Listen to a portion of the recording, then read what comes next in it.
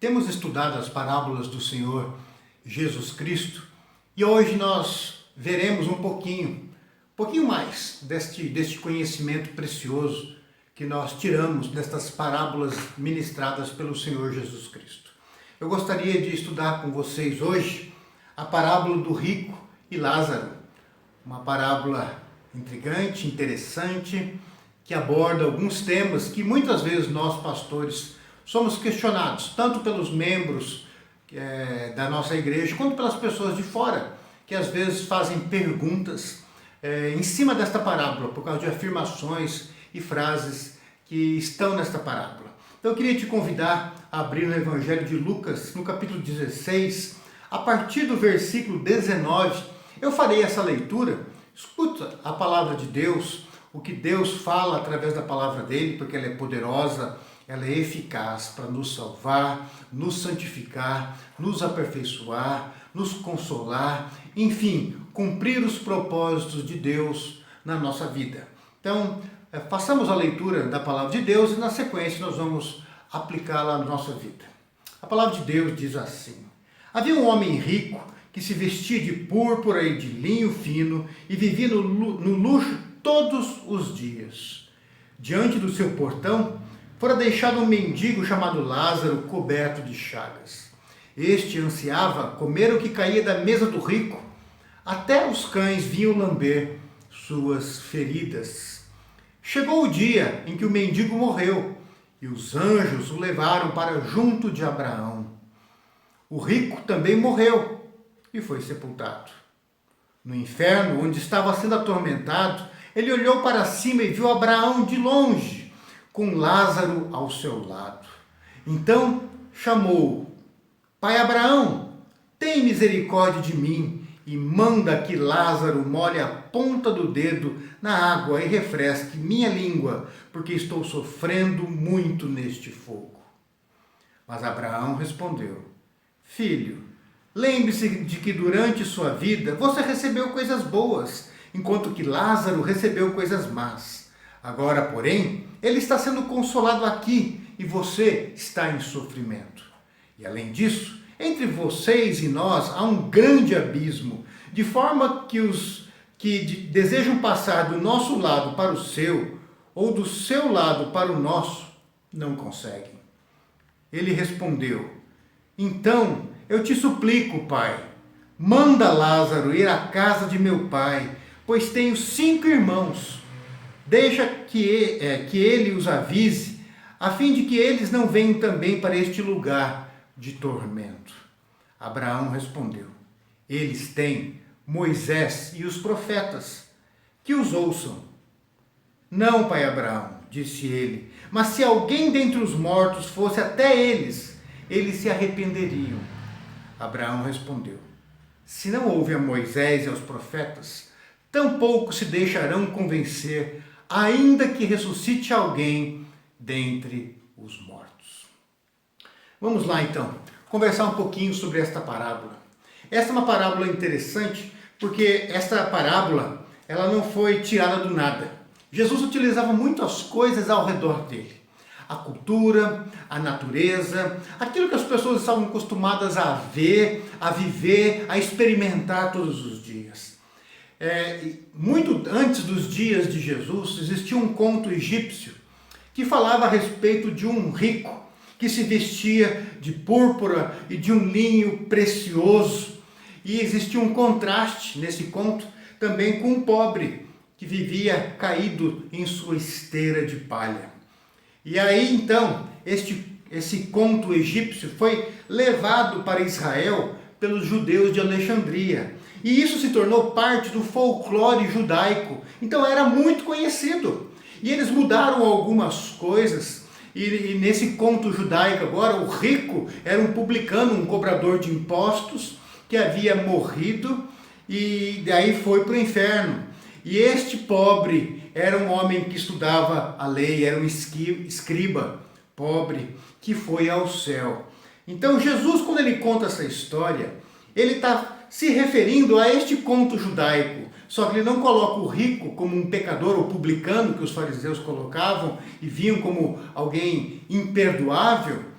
E não era o escriba que era o pobre e o homem de Deus que foi para o céu. Jesus inverte algumas coisas e ele mexe aqui com as emoções daqueles fariseus e daqueles religiosos, quando ele mexe nesse conto, nisso que já tinha virado o folclore judaico. Mas ele utiliza essa história, então, que eles conheciam muito bem. E Jesus, então, começa contando que existia um homem rico que se vestia de púrpura e de linho fino e vivia no luxo, nos banquetes, todos os dias. Era alguém que não se preocupava muito com a vida, não se preocupava muito com nada, porque tinha muito dinheiro. E este homem, então, ele não se importava com os pobres, não se importava com Deus, como nós vimos aí nesta parábola, porque existe o contraste, que junto com esse homem rico, tem um contraste com um outro homem pobre. E este homem pobre, ele é chamado de Lázaro.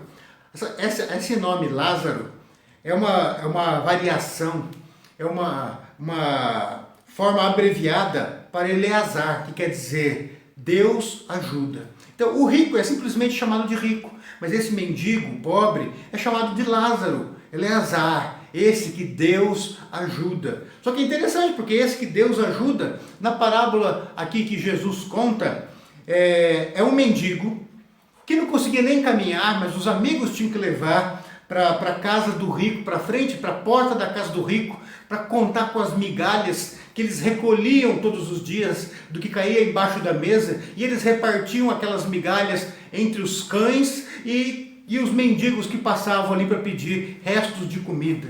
Então, além dele ser mendigo, dele desejar a comida que era lançada para os mendigos e para os cães, ele também era coberto de chagas, a sua pele era tomada de enfermidades, e os cães lambiam o pus que saía das suas feridas. Era um homem, então, que conhecia o sofrimento. Esse Lázaro, Eleazar, esse que Deus ajuda, durante toda a sua vida, provou de sofrimento e provou também do desprezo daquele rico, porque a lei de Deus pedia, exigia, ordenava que o povo dele se compadecesse dos pobres, dos mendigos, das viúvas, daqueles que são marginalizados pela sociedade. Era responsabilidade deles cuidar, mas este rico aqui, dessa parábola, ele não se importava. Ele simplesmente tinha os seus banquetes, ele não se importava com Deus, porque a lei de Deus mandava fazer isso e ele não fazia. Ele não se importava com o próximo. Ou seja, ele não amava Deus sobre todas as coisas. E ele não amava o seu próximo como deveria amar a ele mesmo, como ele amava a ele mesmo, ele não amava o seu próximo. Mas a história prossegue, esta parábola que Jesus conta. Chegou o dia em que os dois morreram. E aqui vem uma grande diferença. O texto fala, nessa parábola de Jesus, que Lázaro, quando ele morre, ele é levado pelos anjos do Senhor para o seio de Abraão. Este homem agora, Lázaro, que o nome significa Deus ajuda, parece que não ajudou a vida inteira. Foi só sofrimento, dor, desprezo, fome. Foi marginalizado, esquecido, abandonado por todos. Mas agora, Deus ajuda. E Deus agora, aquele que o temia, aquele que o amava, que sofreu sim, mas amava e temia Deus, foi levado agora para a presença de Deus, onde está Deus e todos os servos de Deus habitam. Então agora Lázaro é retratado como sendo levado lá para este local, onde os servos de Deus, aqueles que realmente amam a Deus, são levados. Mas, quanto ao rico, nem o seu nome é mencionado, porque ele é tido como um estranho para as pessoas e um estranho para Deus, porque ele ignorou Deus. Agora Deus também vai ignorá-lo no dia da sua morte e por toda a eternidade. O rico, simplesmente é dito, o rico também morreu e foi sepultado. Então esse que viveu em glória, com banquetes, com muito dinheiro, sem se importar com Deus, com a palavra de Deus, sem se importar em amar ao próximo, agora simplesmente, bem provável que os seus irmãos também ricos e prósperos tenham dado um caixão maravilhoso para ele, um velório ali com músicos, com flautistas, tudo muito bonito, ele sendo honrado, mas isso aí, aqueles irmãos ao mesmo tempo Mal imaginavam que enquanto os flautistas tocavam as suas músicas, enquanto eles estavam ali curtindo aquele momento, despedindo de uma forma gloriosa daquele que havia morrido, aquele que havia morrido já sofria no inferno, sendo queimado, angustiado, com sede, sem alegria e sem esperança. Então aquele que era de Deus, apesar de todo o sofrimento e desprezo que ele provou nessa vida, Deus que o ajudava parecia estar tão distante. Agora ele é honrado e elevado para a presença de Deus. Mas este rico, que nem nome é dado, ele é levado ao inferno. As pessoas ainda acham que ele é simplesmente agora um rico morto. Como se ele continuasse com seu status de rico quando morreu. Mas não, tudo ficou para trás. Ele agora não é ninguém. Ele agora não tem nada. Ele agora não tem nenhuma esperança, nenhuma alegria, paz e nenhuma riqueza. Este homem agora, ele está no inferno e ele olha para cima. E ele agora ele vai chamar Abraão, este ícone para os judeus, né? Os judeus veem Abraão, Moisés, Elias, alguns homens, Davi, como ícones da sua história, como pessoas vistas como exemplos de espiritualidade, apesar de alguns erros deles, né? Como todo ser humano, porque na Bíblia só Jesus Cristo não errou, todos os outros homens e mulheres, seja Pedro, Paulo, Maria, Ana, seja Sansão, seja Noé, todos erraram. Mas agora este rico ele olha para o céu e reconhece Abraão.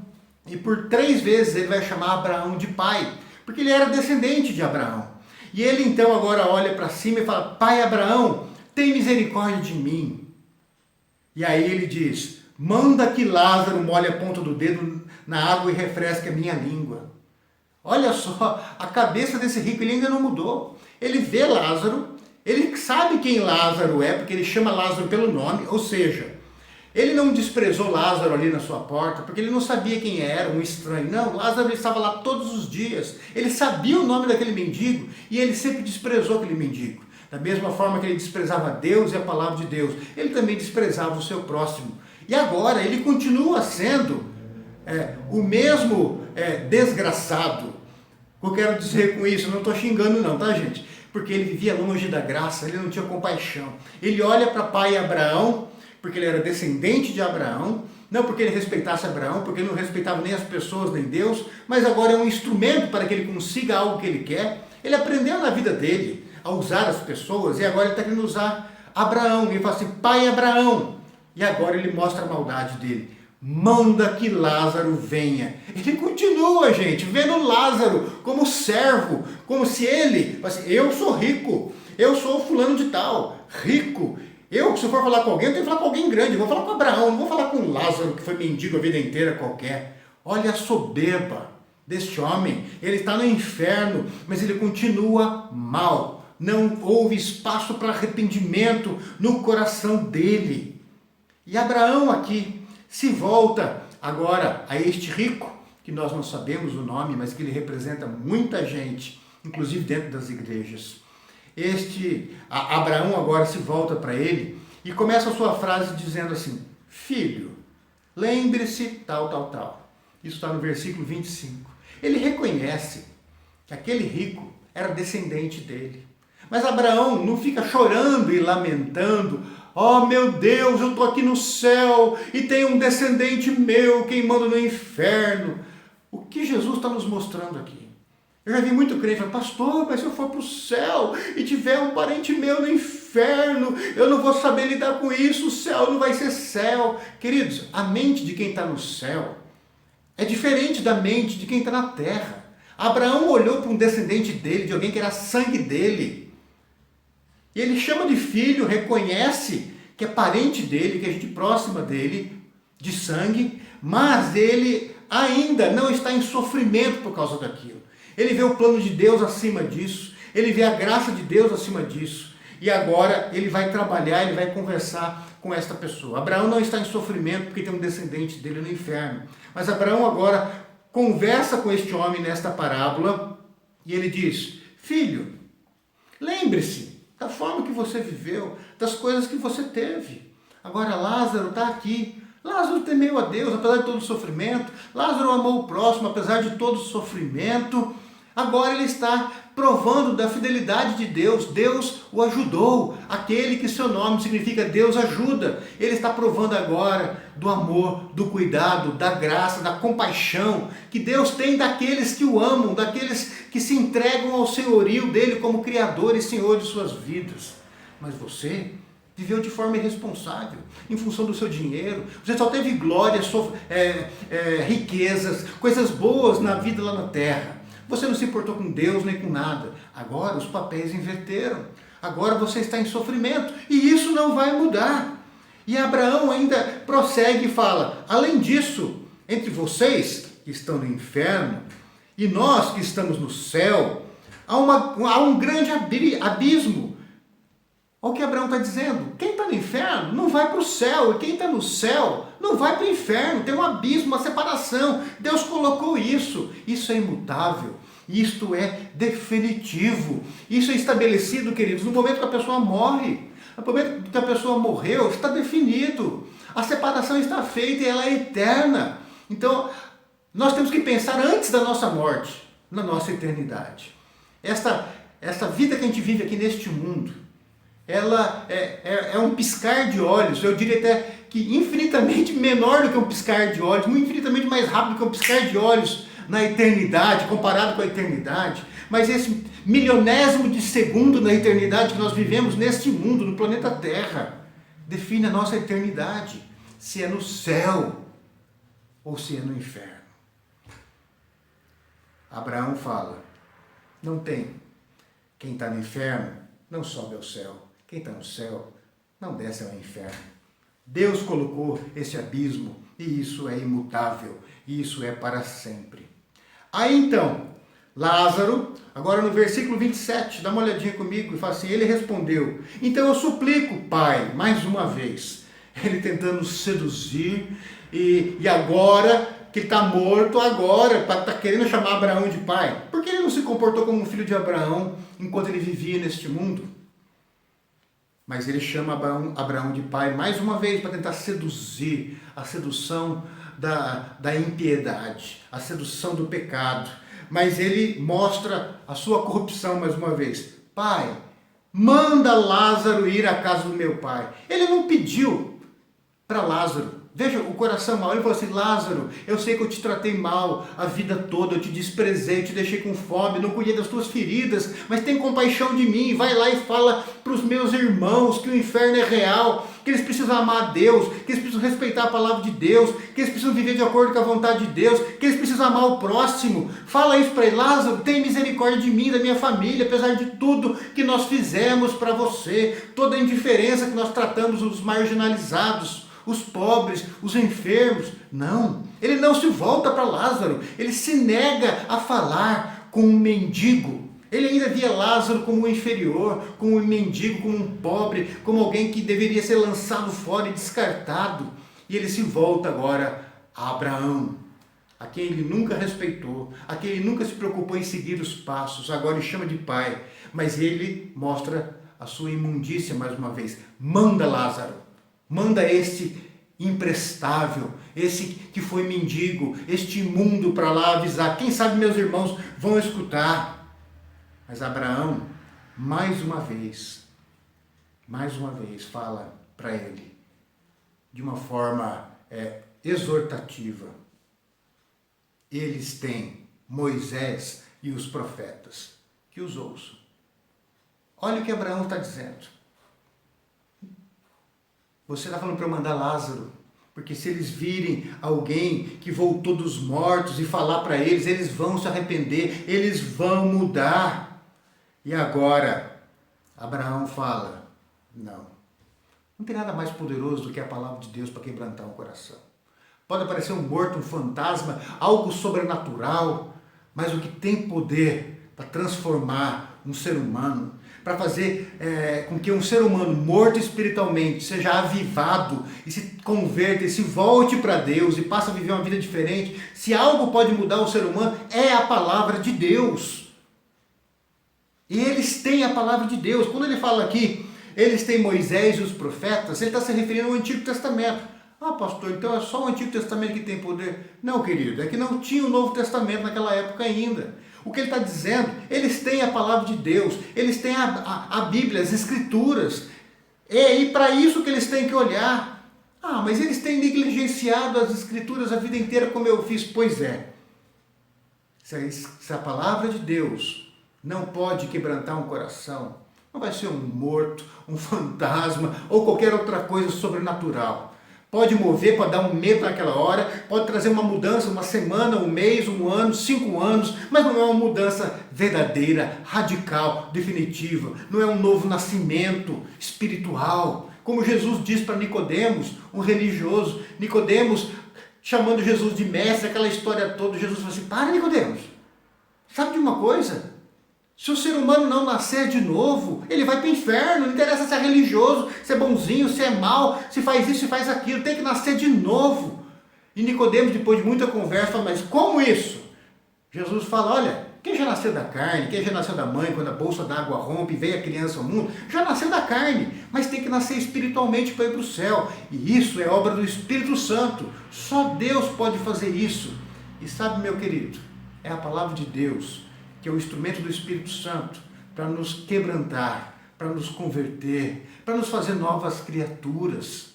E é isso que Abraão está falando aqui, para aquele rico, que agora é um pobre miserável que queima no inferno. Fala assim: eles têm a palavra de Deus. E ele prossegue que fala assim: se não ouvem Moisés e os profetas, tampouco se deixarão convencer, ainda que ressuscite alguém dentre os mortos. É interessante Jesus contar esta parábola, e é interessante com que ele coloque este pobre que sofreu, que morreu e foi para o céu com o nome de Lázaro, porque Jesus, ele ressuscita exatamente um homem chamado Lázaro. E os fariseus, quando Jesus ressuscita Lázaro, vocês devem conhecer, o texto está aparecendo aqui, você pode dar uma olhadinha depois. Jesus ressuscita Lázaro. E o que os fariseus fazem? Eles se convertem porque alguém voltou dos mortos? Não. Eles continuam tão maus quanto antes. Eles agora passam a planejar a morte de Lázaro. E uma outra coisa interessante para te pensar aqui é o seguinte: quando Abraão fala, se eles não ouvem a palavra de Deus, as Escrituras, se isso não é suficiente para eles, mesmo que um morto ressuscite, nada vai adiantar. Deixa eu dizer para você uma coisa: Jesus ressuscitou, mas muitos, por não buscarem na palavra de Deus e não verem a Bíblia como palavra de Deus, como autoridade, como um livro eterno, até mesmo o fato da ressurreição de Jesus se torna nula para estes. Eles desprezam Deus. Eles desprezam o instrumento que o Espírito Santo usa para quebrantar os nossos corações. E eu te pergunto, hoje quem é você? Você é alguém que reconhece Jesus como Senhor? Ou você é alguém que vive de uma forma dissoluta, como aquele rico? Quem sabe tinha até boas coisas, quem sabe tinha até bens, quem sabe era até um religioso que ia na igreja e se achava muito espiritual.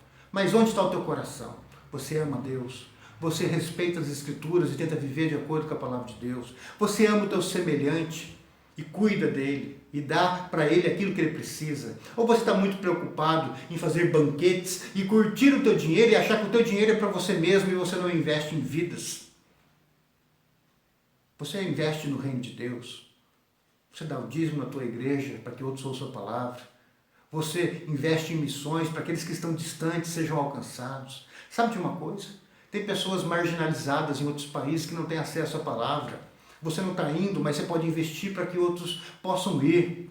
Tem pessoas no nosso país que estão vindo e invadindo o Brasil, como pessoas da Venezuela, aquele maluco daquele presidente que está fazendo um monte de gente sofrer, com aquele governo de esquerda opressor, e as pessoas estão fugindo para cá. O que nós, como igreja, temos feito por estas pessoas? Será que nós temos investido nessas vidas? Nos mendigos, nos pobres, nos enfermos, nas pessoas idosas que estão lançadas aí, as famílias abandonaram, aqueles que estão sem esperança? É a nossa vez agora. Nós estamos vivendo neste momento histórico. Quem somos nós? Nós nos identificamos com aqueles que amam a Deus e ao próximo, Ou nós nos identificamos com o rico? E quem sabe você fala assim, pastor, mas eu não sou rico. Ninguém nunca se considera rico. Rico é sempre o outro que tem mais. A gente inveja o outro e a gente se considera pobre. Mas se você tem uma geladeira, querido, você come todos os dias e você tem um telhado para você viver, você é rico sim. Independente se essa casa é tua ou se é alugada, ou se alguém te ajuda a pagar. Mas você é rico sim. E aí eu te pergunto, você tem se importado com os outros ou está muito preocupado com as suas coisas? Será que eu me preocupo com os outros ou estou muito preocupado com a minha vida?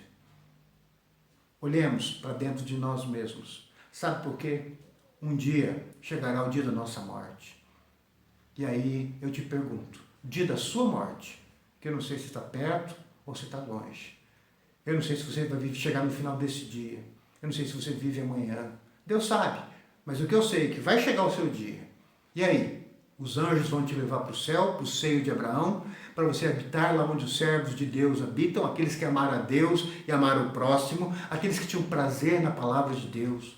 Ou você é simplesmente uma pessoa que viveu, que passou por este mundo e curtiu as coisas deste mundo. Quem sabe você nem foi tão mal aos teus olhos, mas você vai tomar um susto.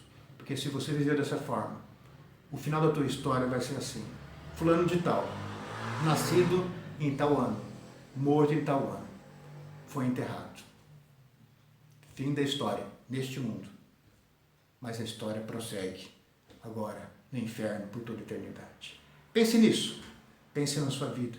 Pense em Deus. Pense no teu relacionamento com o próximo como tem sido.